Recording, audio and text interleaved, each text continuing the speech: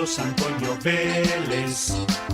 Toda la verdad, hablando de fútbol, Carlos Antonio Vélez. Carlos Antonio Vélez, el analista. Carlos Antonio Vélez, número 1. Carlos Antonio Vélez, el analista de verdad. Fútbol al día. Carlos Antonio Vélez. Toda la verdad. Planeta Fútbol presenta a Carlos Antonio Vélez en Palabras Mayores.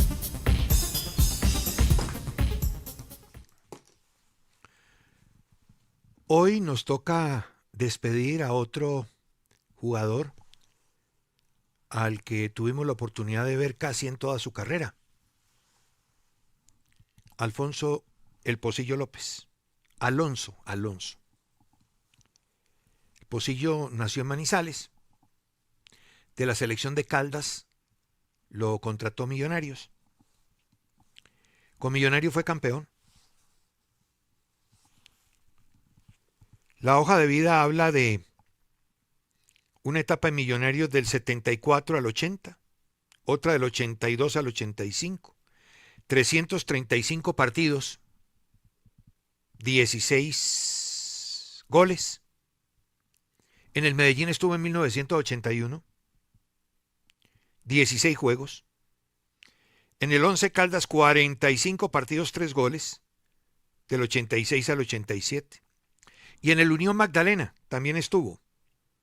En el 87, 12 partidos, 1 gol.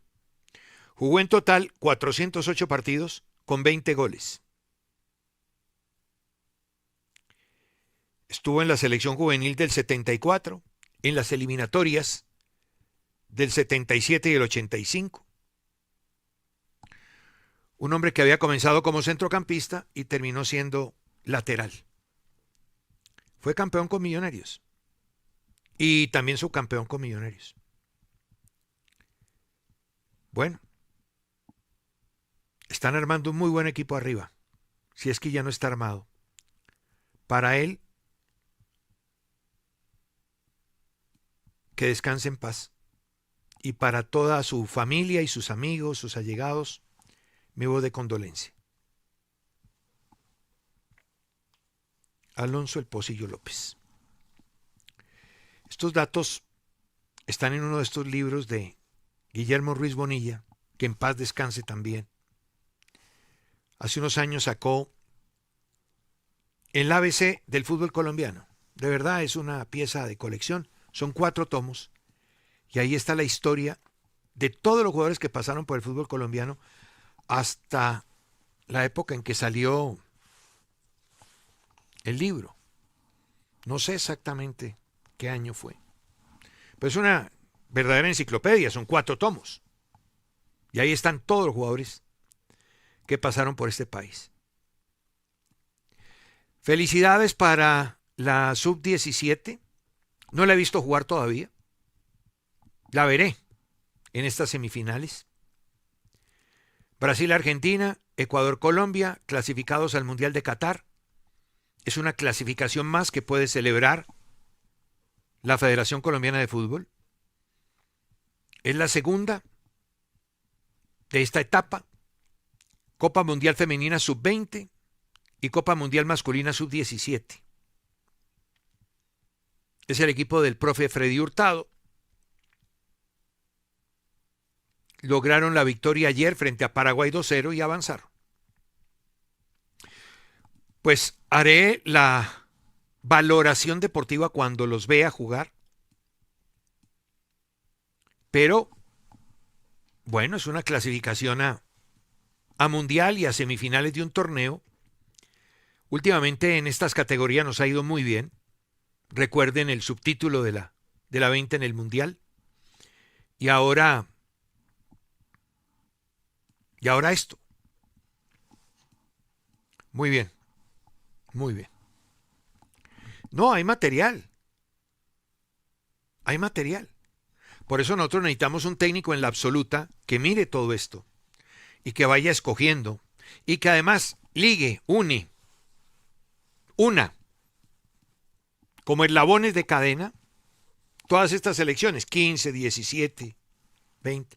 No es irlos a saludar y estar con ellos, con los técnicos y de pronto aparecer por allá dando visaje, como quien dice aquí estoy, pero nada más. Tiene que haber un auxilio crítico, tiene que existir una filosofía, lo que quería Queiroz, el plan de trabajo de Queiroz. Ve, a propósito, ¿en dónde estará? Tengo que preguntarle al Comité Ejecutivo de la Federación en dónde está el plan de Queiroz. Ese plan que hizo cuando llegó y dijo, si cumplimos con este plan, no importa que no esté yo, en 10 años podemos pelear un mundial. Y eso lo dijo hace 6 años. Y armó un perfil de jugador colombiano. Y le entregó a la federación un mamotreto con una estructura. Espero que lo hayan usado. Voy a preguntar en dónde está. Sería bueno rescatarlo. Pero muchas de las cosas que él manifestó se han dado por generación espontánea.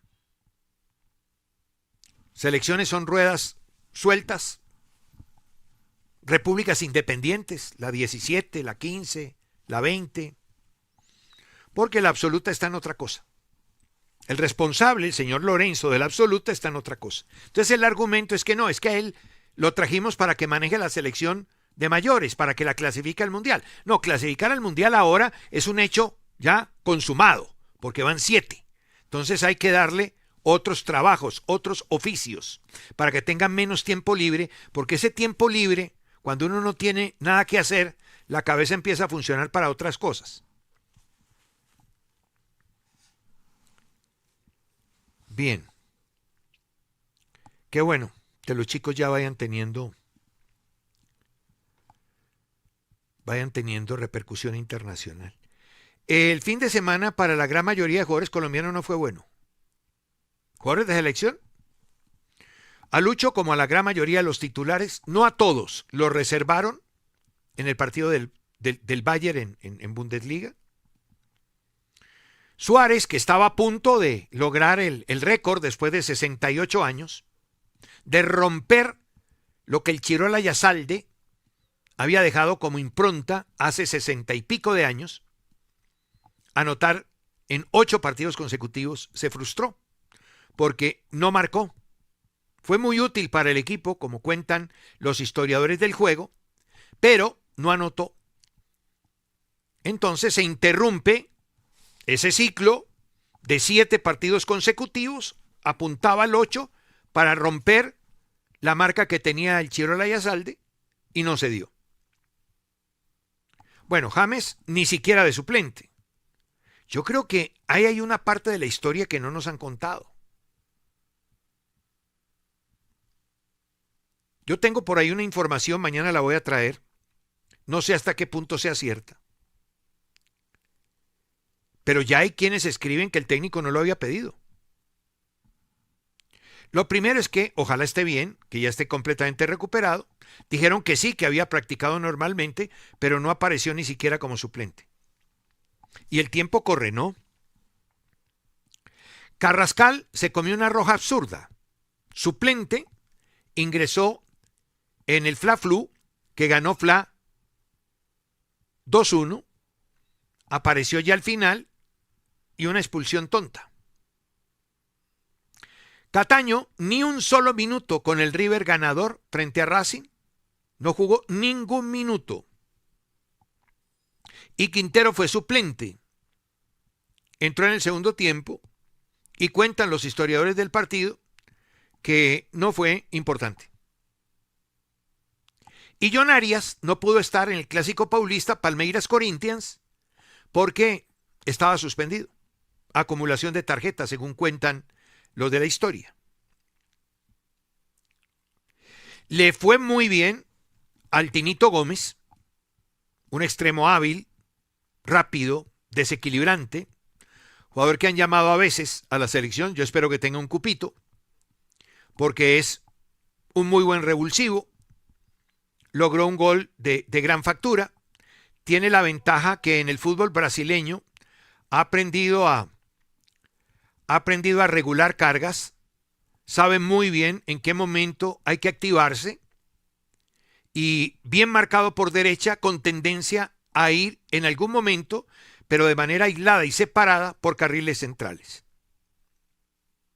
Neisser, que hizo gol para Cruzeiro, que ganó su partido, y que cuando lo usan y le dan confianza, el jugador es anotador. Nadie puede negar que es un goleador de raza. No ha tenido continuidad, razones varias. Y Richard, que jugó su partido con el Benfica en medio de la ira santa de Mourinho, que amenazó con dejar varios jugadores por fuera, y no solamente ganaron el partido, sino que, de paso, hicieron una buena presentación. Y Richard tuvo la segunda calificación, le dan 6 puntos, porque Prestiani sacó 7.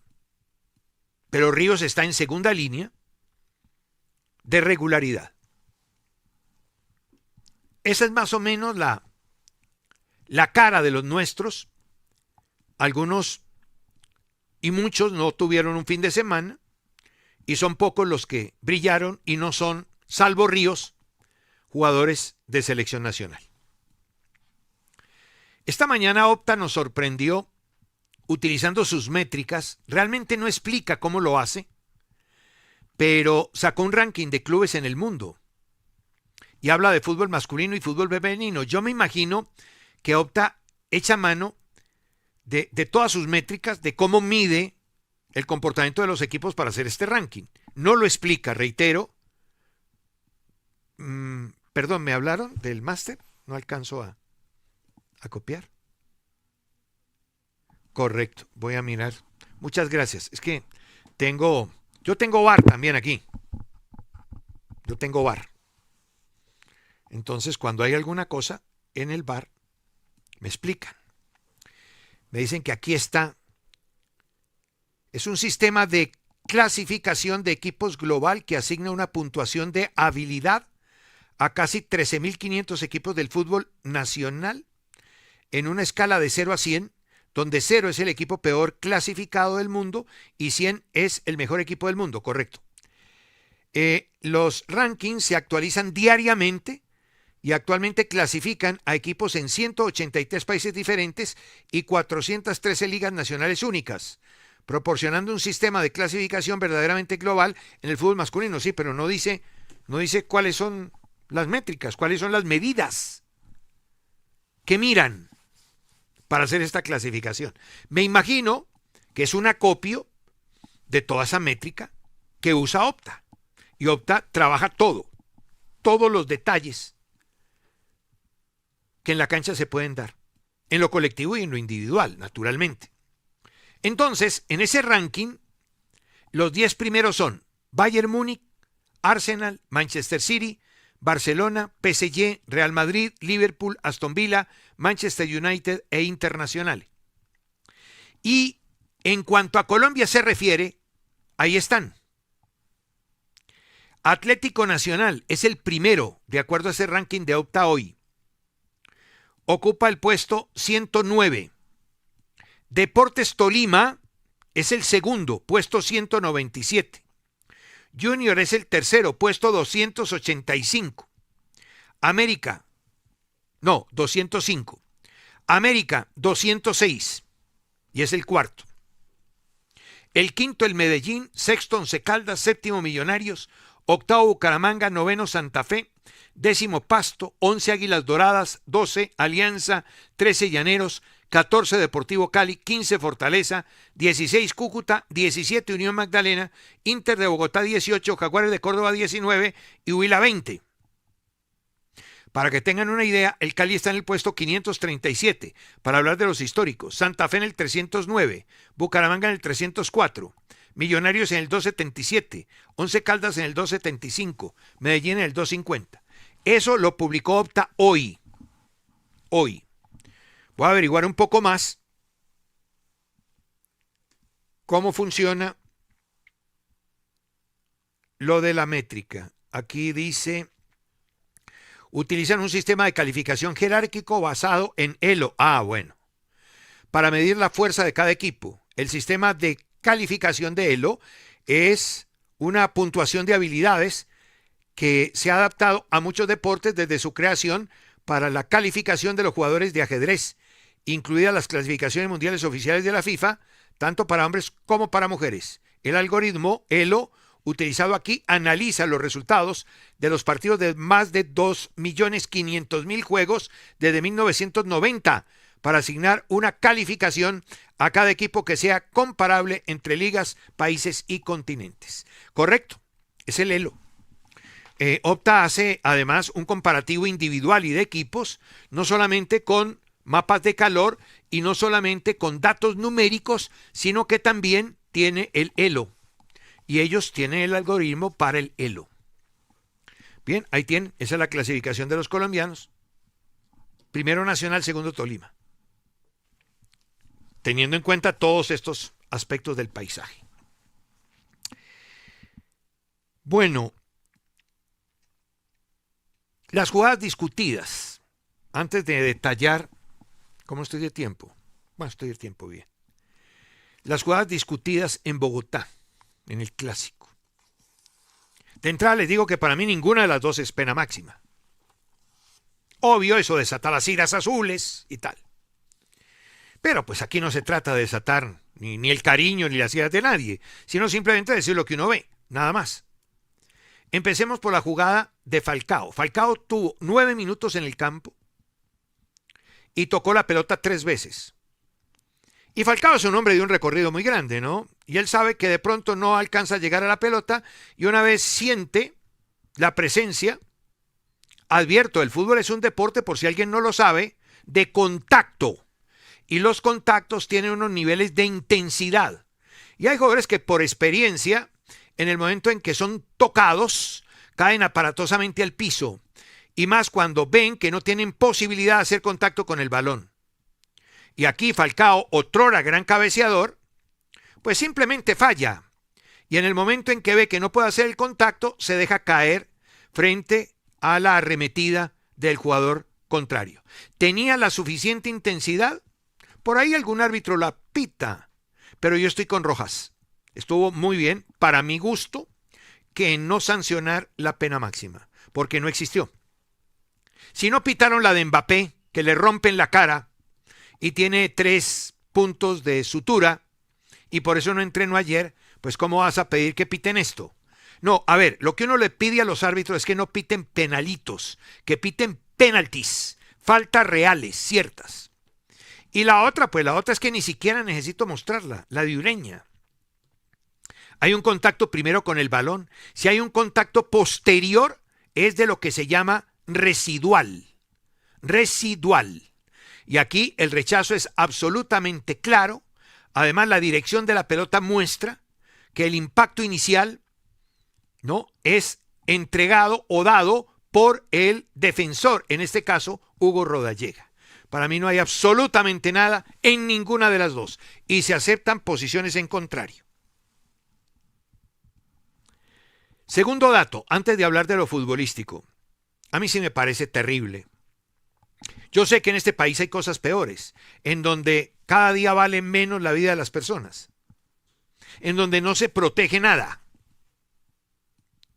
Pero, a ver, me parece aberrante que un tipo llegue a tirarle una pedrada a otra persona y sobre todo, en el caso del deporte, a un jugador del equipo rival. Tiene que estar uno muy enfermo.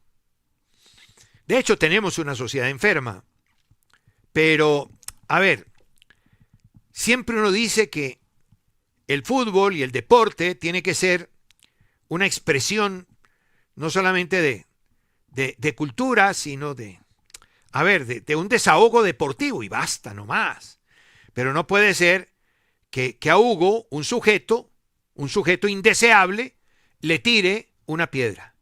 Y me parece perfecto que lo haya encarado. Y la verdad es que ese tipo de personas agresivas tienen que tener un castigo de índole legal. Porque qué tal que hubiera pasado de verdad algo. Pasó, pero en la salud del agredido. Y lo de Medellín, en plena transmisión de Win, se pudo identificar al babosito que anda con un láser en la mano. ¿Cómo le parece ir uno a un estadio con un láser y ponérselo en la cara a los rivales? Vaya si no tiene uno nada en la cabeza, ¿no? Yo creo que hay muchas maneras de disfrutar el espectáculo, pero ir exprofeso con esa pequeña arma, porque, aunque usted no lo crea, un láser puede dañar la visión de alguien, ¿no? A este personajillo no debían, y esto, a ver, don Raúl, un tipo como este no puede volver a un estadio, porque hoy es un láser, mañana puede ser otra cosa. Y además, la tranquilidad con la que obra, porque esa impunidad es patrocinada por todos aquellos que le rodean. Ya identificados estos personajes, tendrían que tener un castigo, porque así comienza todo, y uno no sabe en qué puede terminar. En lo eminentemente futbolístico, mis apuntes de análisis de rendimiento dicen lo siguiente. Primero, un resultado justo hubiera sido el empate. Nacional y Medellín abrieron el juego, lo hicieron muy visual, muy agradable para la retina, porque había ataques de toda clase, nunca obstruidos, mal gestionados desde la defensa. Terrible. Verbigracia, no puede ser posible que un jugador desde el minuto 1 haga lo mismo y no sea obstruido. Hablo de Román. Espero que no se les vaya a ir ningún lateral de Flamengo, siquiera la mitad del tiempo que se fue Román, porque la pueden pasar muy mal allá en el Maracaná. Se les fue 1000 veces y al final coronó, porque él fue el de la asistencia para el accidente que precipitó el autogol que le dio el triunfo a Nacional. Defiende muy mal Medellín, siempre. Y esta vez defendió muy mal Nacional.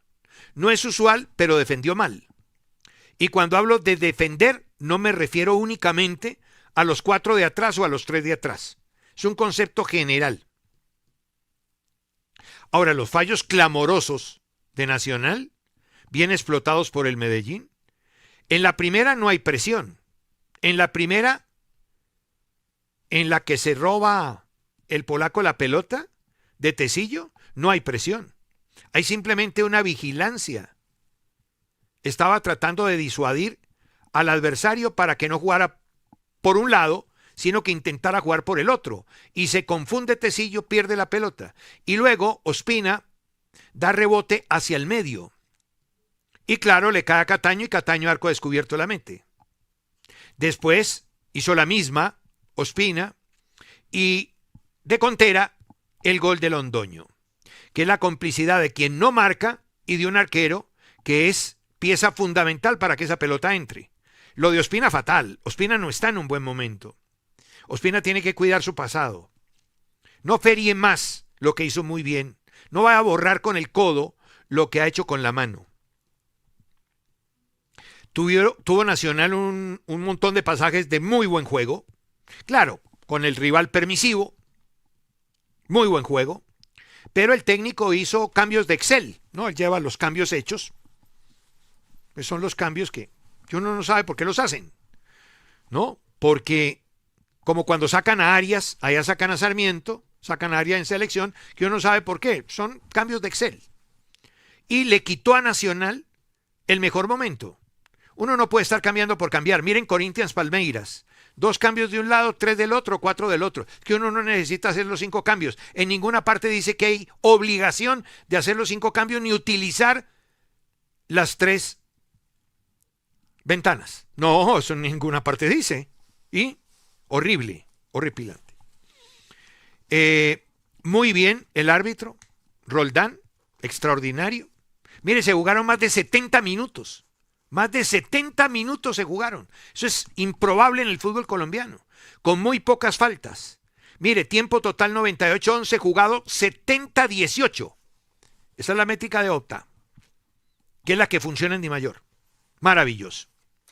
En cambio, en el Clásico de Bogotá, todo lo contrario. Clásico de Bogotá se jugaron 40 y pico de minutos, que es lo que normalmente se juega en el fútbol colombiano. En Bogotá, para pasar ya al otro clásico, 46-34 de 98-33. Arreones de ataque de lado y lado. ¿Cómo le cuesta a Millonarios elaborar jugadas y enfrentar equipos de bloque medio-bajo. Millonarios es un equipo que necesita espacio para hacerte daño. Si el rival no te da el espacio o no le da el espacio, Millonarios no puede, no define, no es claro, no sabe jugar. Ni en la era Gamero, ni en la era Torres, ni en la era de no sé quién, ni de no sé cuál, y menos esta.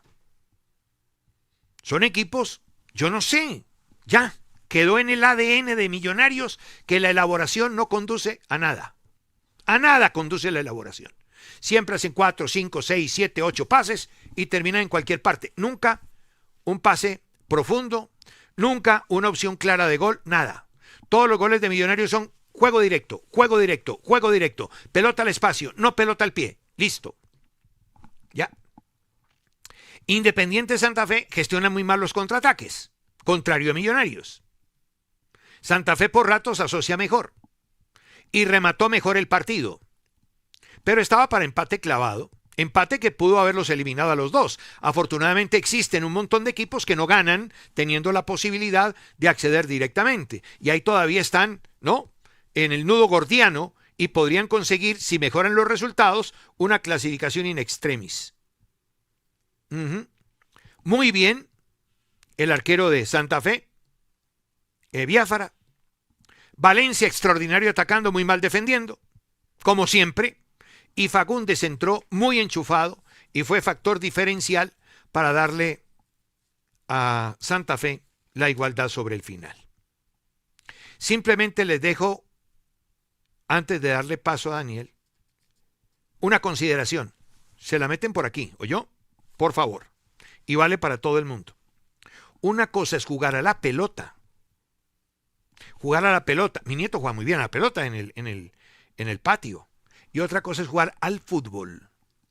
Jugar a la pelota, hay un montón que juegan a la pelota. Son brillantes con la pelota. Pero no, jugar al fútbol es otra cosa. Por eso hombres como, y mañana me voy a detener en él, jugadores como Rengifo, son jugadores que hay que cuidar. Dani, ayer estuve preocupado por usted, comenzando el partido en Bogotá. Dije, este se va a quedar con su 0-0. Y no, ya llegaron los 2 goles y ya tranquilizó la cosa. Yo sé que hace mucha fuerza para que nosotros tengamos partidos en 0. Eso va a ser muy difícil, eso sí téngalo muy claro. Sin embargo, he escogido algunos partidos en las próximas fechas en los cuales podría darles gusto. Que tengan un buen día, espero que las cosas salgan muy bien y me alegra mucho verlo, Dani.